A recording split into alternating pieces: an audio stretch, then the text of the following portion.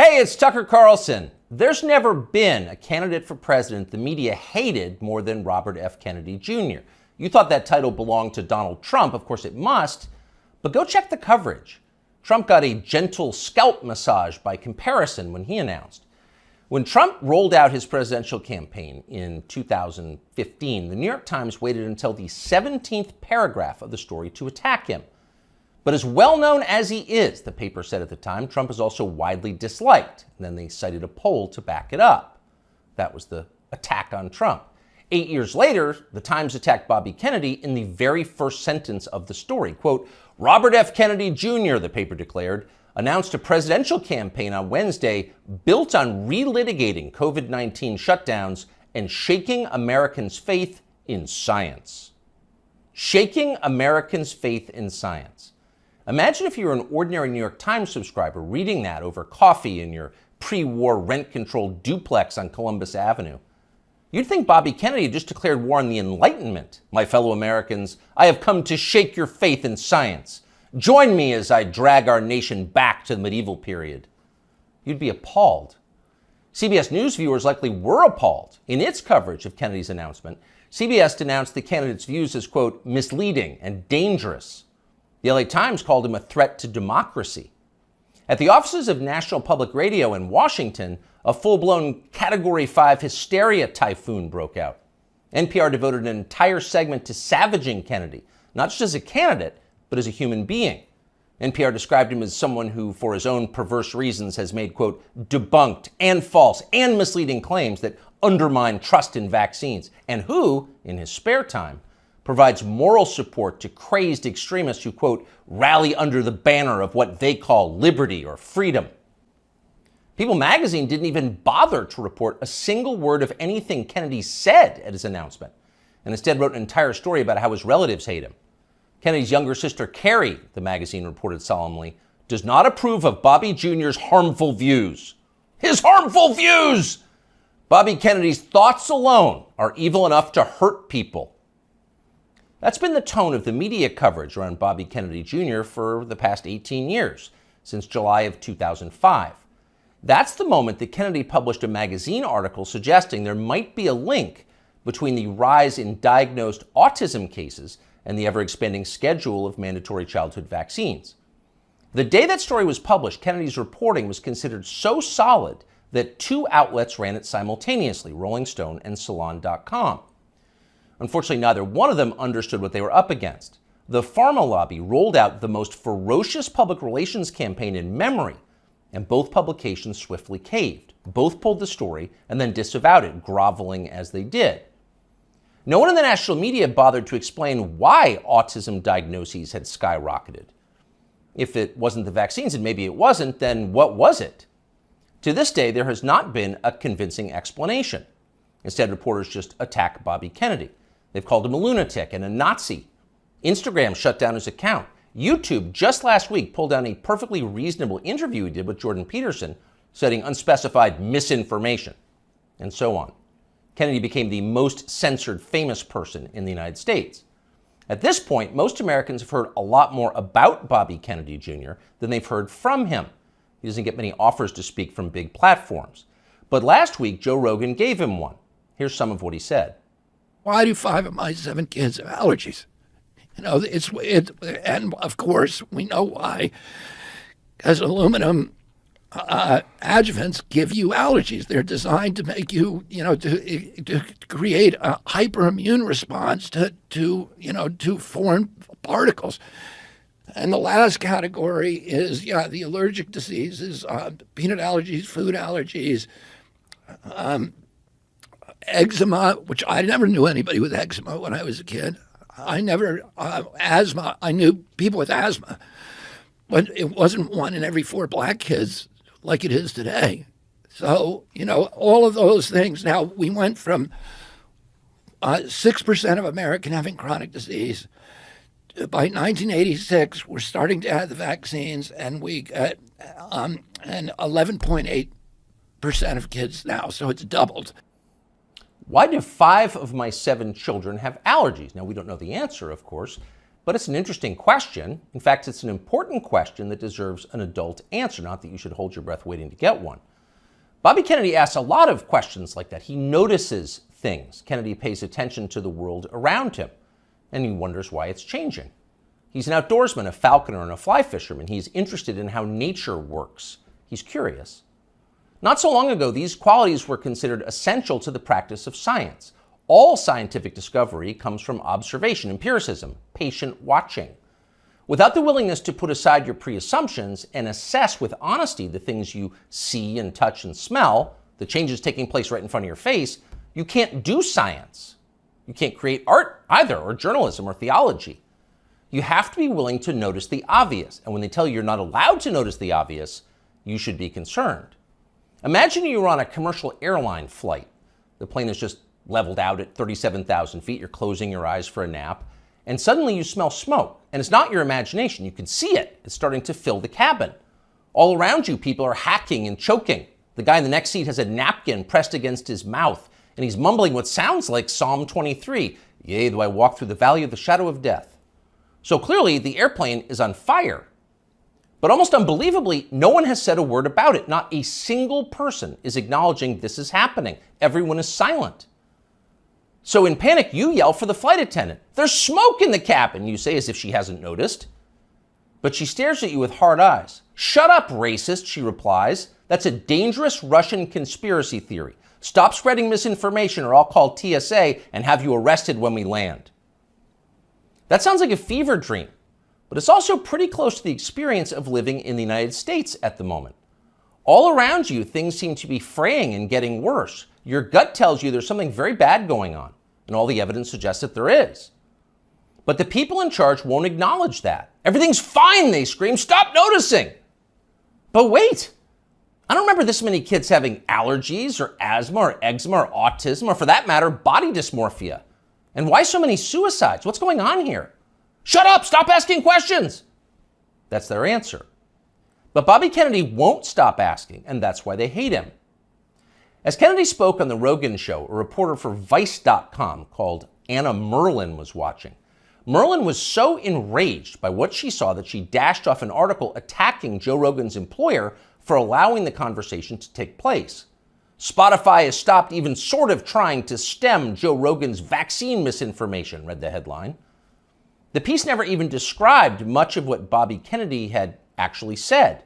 Merlin dismissed the entire interview as, quote, a detailed survey of Kennedy's most dangerously incorrect views, a far too extensive list to outline in full. In other words, we here at Vice don't have time to describe all of Bobby Kennedy's lies, but trust us, they were lies. Then Merlin called Spotify to see if she could get the episode censored.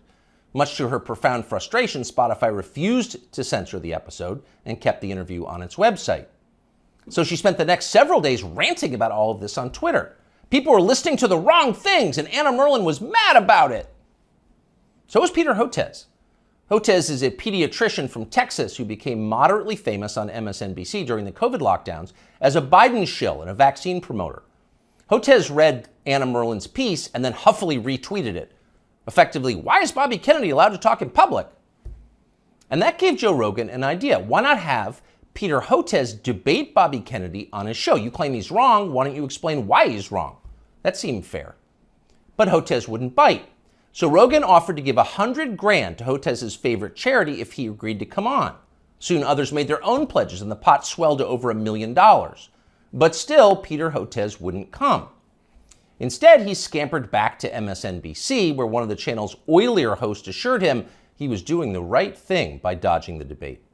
Arguing with Bobby Kennedy is morally equivalent to debating a Holocaust denier, the host said. No decent person would do that.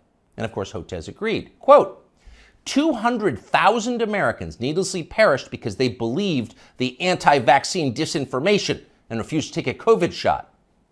So really, talking to Bobby Kennedy would be a lot like abetting murder. And Peter Hotez, MD, PhD, was not going to do that. But wait a second, you ask yourself. Let's think about those numbers. 200,000 people died because of vaccine disinformation from Bobby Kennedy and people like him? How do we know that? Is that really science? No, It's not science, because we don't know that. We can't know that. There is no way to know that. Peter Hotez's claim is a political attack posing as science, and he specializes in those. Here he is on television during the so-called pandemic.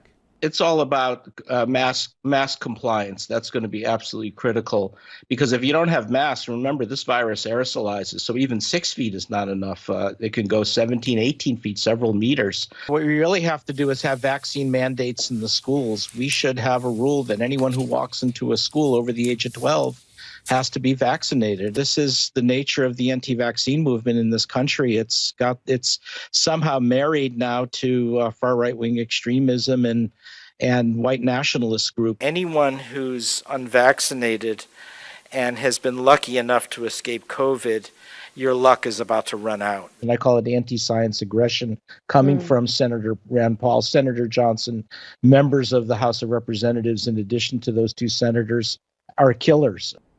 It's all about mask compliance. We must have vaccine mandates for children.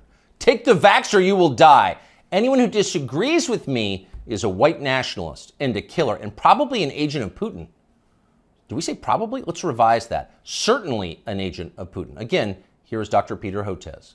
We're starting to see now those same anti-vaccine messages that's coming out of the U.S. And now we're finding it in Africa and Latin America. And remember, what the other reason we're seeing this is the Putin government has, and this has been reported by U.S. and British intelligence, has been piling on with this whole systematic program of what's being called weaponized health communications, trying to destabilize democracies with anti-vaccine, anti-science messages and targeting. So according to British and U.S. intelligence, anyone who disagrees with Dr. Peter Hotez is a disloyal American working to destabilize our democracy on behalf of Vladimir Putin. Now, by comparison, never in his life has Bobby Kennedy Jr. said anything half that demented.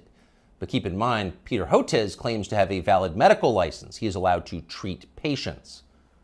After a while, even MSNBC viewers were going to have some questions about a guy who talks like that, and apparently some of them did. As the lockdowns wore on, the population started to notice that many of the core claims the TV doctors were making were untrue. You'd only need one shot. If you got the shot, you would never get sick. You would never pass the virus to others, and so on. They said these things, as you know, again and again. Ultimately, they were proven wrong, but they never admitted it. They just attacked the people who noticed. Here's Dr. Peter Hotez calling for the Biden administration to arrest anyone who questions the COVID vaccine. The Biden administration has to realize that anti-science is a killer. Disinformation. Yeah. It's not even just disinformation. This is an anti-science empire right now, and we need Homeland Security. We need the Justice Department. We've really got to figure this out, and Health and Human Services will not be able to figure this out on their own. It's not a medical problem. It's a law enforcement problem. They've doubted me. Arrest them! It's a horrifying outburst if you think about it. If you were on tape saying something like that, you would be deeply ashamed. But Peter Hotez is not ashamed. He's become even more grandiose. Hotez has written a self-congratulatory new book called The Deadly Rise of Anti-Science, a scientist's warning, as if you were a scientist. Here's how Hotez describes himself in the book's promotional literature. Quote, "During the height of the COVID-19 pandemic, one renowned scientist in his famous bow tie, appearing daily on major news networks such as MSNBC, NPR, and BBC, and others, Dr. Peter J. Hotez often went without sleep, working around the clock to develop a nonprofit COVID-19 vaccine and to keep the public informed. During that time, he was one of the most trusted voices on the pandemic and was even nominated for a Nobel Peace Prize for his selfless work. He also became one of the main targets of anti-science rhetoric that gained traction through conservative news media." End quote, though we could go on. So here you have a renowned scientist, selfless, trusted, going without sleep, self-denying, persecuted by extremists for daring to tell the truth. The Albert Schweitzer of cable news. That's Dr. Peter J. Hotez. The fact that a partisan buffoon like Peter Hotez can describe himself this way with a straight face and the backing of a publisher makes you despair for the country's future. But don't despair. There is hope. Hotez will never debate Bobby Kennedy Jr., but it doesn't matter. Kennedy has already won. He's more honest than Dr. Peter Hotez, and that's obvious to anyone who's paying attention. A New Economist poll shows that Kennedy is more popular and far less hated than either major party frontrunner. After almost 20 years of being silenced, Bobby Kennedy Jr. is being heard. And why wouldn't he be? Kennedy's theories about vaccines may be right, they may be partially right, they could be even utterly wrong. No one's proved it either way. But what we can say with certainty is that America's medical establishment has beclowned itself for all time. Its official positions on vaccines, psychiatric drugs, puberty blockers, reassignment surgeries, a long list of other politically fashionable priorities have no connection whatsoever to legitimate science. It's all effectively witchcraft. At the annual meeting of the American Medical Association in Chicago last week, for example, delegates issued a statement attacking the body mass index as a tool of, quote, racist exclusion, which has caused historical harm. Next year, they will denounce thermometers and stethoscopes. They're insane. Compared to them, Bobby Kennedy is a mainstream figure, and people understand that. That's why he's winning. And you know he's winning by how his critics are doing. So just 4 years ago, Anna Merlan was regarded as an important expert on conspiracy theories and misinformation. She'd written a book on the topic. Here she is talking about it. I've always thought that in the case of conspiracy peddlers, it's not necessarily a super profitable enterprise to ask whether they really believe it or not, because I don't know what's in their hearts. I don't know what's in their minds. All I know is what they spend their time doing, which is promoting conspiracy theories. In the case of ordinary people, conspiracy consumers, and most Americans are, to some degree, consumers of conspiracy theories. All the studies that we have show that like 1 in 3 Americans believe in some conspiracy theory to some extent. For the people in the very sort of deep end of the conspiracy pool, people who are consuming a lot of conspiracy content, I think it's really important to look at the way it helps them make sense of the world and make sense of our political moment and make sense of a lot of times like what's happening in their own lives. All the studies that we have show that like 1 in 3 Americans believe in some conspiracy theory. Huh? You'll notice the upspeak, the rising inflection at the end of the sentence. That's a familiar tick in Brooklyn.